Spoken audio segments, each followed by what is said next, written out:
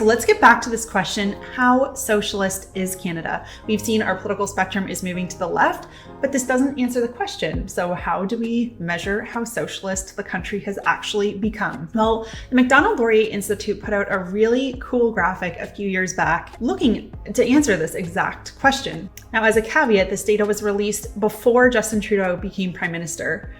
So take that with a grain of salt. That said, the Macdonald-Laurier Institute found that the size of government in Canada was around 44%.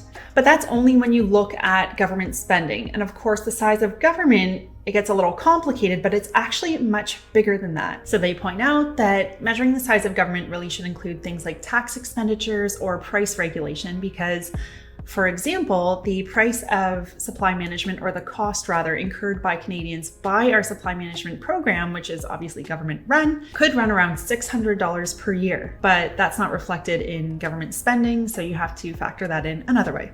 So when you include all of these factors, a much more accurate representation of the size of government in Canada is 64% of GDP.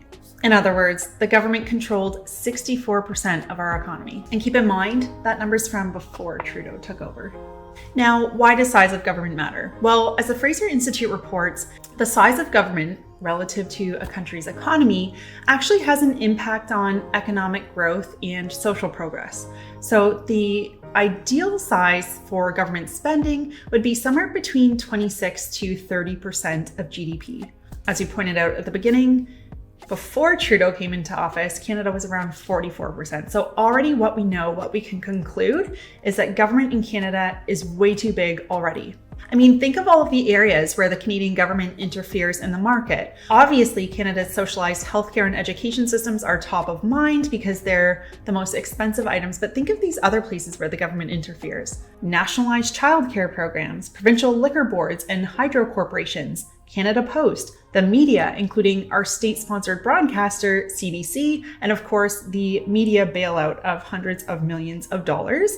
The Trans Mountain Pipeline, which Trudeau bought from Kinder Morgan for $4.5 billion back in 2018, Via Rail, auto sector bailouts, many of which have still not been repaid, and ongoing corporate welfare not only to the automotive sector, but to various favored companies in this country.